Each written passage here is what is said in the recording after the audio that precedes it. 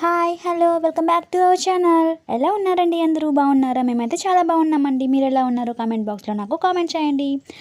ఇవాళ నేను egg omelette curry అయితే ప్రిపేర్ చేయబోతున్నానండి. ఎలా చేస్తున్నానో మీకు కూడా చూపిస్తాను, చూసేయండి. నేనైతే 4 ఎగ్స్ అయితే తీసుకున్నానండి. తీసుకొని ఒక చిన్న బౌల్ అయితే తీసుకున్నానండి. తీసుకొని ఎగ్స్ అన్నీ కూడా ఇలా ఒక్కొక్కటిగా పగలగొట్టుకొని అయితే గిన్నెలో అయితే వేసేసుకున్నానండి. వేసుకొని బాగా మిక్స్ చేసుకుంటున్నాను. ఇందులోనే కొంచెం పసుపు వేసుకుంటున్నానండి. అండ్ రెడ్ చిల్లీ పౌడర్ కూడా కొంచెం అయితే వేసుకున్నానండి. హాఫ్ స్పూన్ అయితే సాల్ట్ వేసుకున్నానండి. ఇందులోనే అయితే వంట సోడా కొంచెం అయితే వేసుకున్నానండి. ఫ్లబ్బీగా వస్తాయండి మనకి ఆమ్లెట్స్. ఇప్పుడు మొత్తం ఒకసారి అయితే మిక్స్ చేసుకుంటున్నాను. ఇలా అయితే మిక్స్ చేసి పెట్టేసుకున్నానండి. ఇందులో కొంచెం వాటర్ కూడా యాడ్ చేసుకోవచ్చండి. ఇప్పుడైతే స్టవ్ ఆన్ చేసి ప్యాన్ పెట్టుకొని ఆమ్లెట్ వేయడానికి అయితే చిన్న ప్యాన్ అయితే పెట్టుకున్నానండి.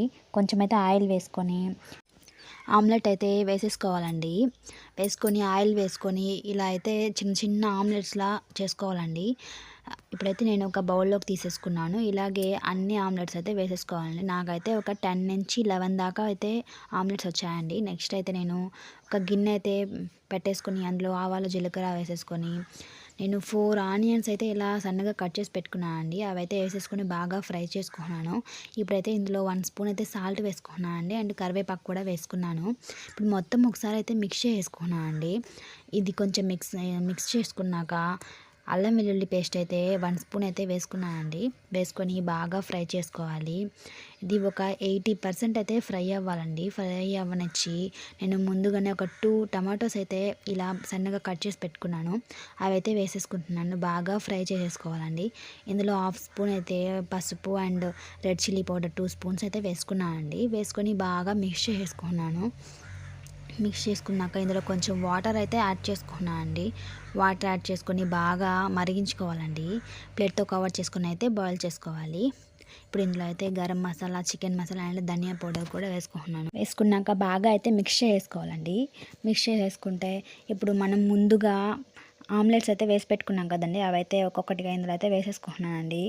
వేసేసుకొని అంతా ఒకసారి అయితే మిక్స్ చేసుకోవాలండి. మిక్స్ చేసుకొని ప్లేట్తో కవర్ చేసుకొని 5 నుంచి 10 మినిట్స్ దాకా అయితే వీటిని బాగా బాయిల్ చేసుకోవాలండి. అంతే అండి, రెడీ అయిపోయింది. ఎంతో టేస్టీగా ఉండే ఎగ్ ఆమ్లెట్ కర్రీ అయితే ప్రిపేర్ చేశాను. మీరు కూడా ఒకసారి ట్రై చేయండి. నోటికి ఏమీ సగించినప్పుడైతే ఇలా అయితే ఈ ఎగ్స్తో ఈ కర్రీ అయితే చేసుకోండి. చాలా బాగా సగిస్తుందండి మీకు. మీరే ఇంకా ఇంకా తింటారు. ఒకసారి అయితే ట్రై చేయండి. ఎలా వచ్చిందో అయితే కామెంట్ బాక్స్లో నాకు కామెంట్ చేయండి. ఇదేనండి ఇవాల్టి వీడియో. వీడియో మీకు నచ్చితే మా ఛానల్ని సబ్స్క్రైబ్ చేసుకోండి. ఇలాంటి మరిన్ని రెసిపీస్ కోసం అయితే మా ఛానల్ని సబ్స్క్రైబ్ అయితే చేసుకోండి. ఇంకా అయితే మంచి మంచి రెసిపీస్ అయితే మీతో షేర్ చేసుకుంటాను. మరో మంచి రెసిపీతో అయితే మేము ముందుకు వచ్చేస్తానండి. Thank you for watching. Bye.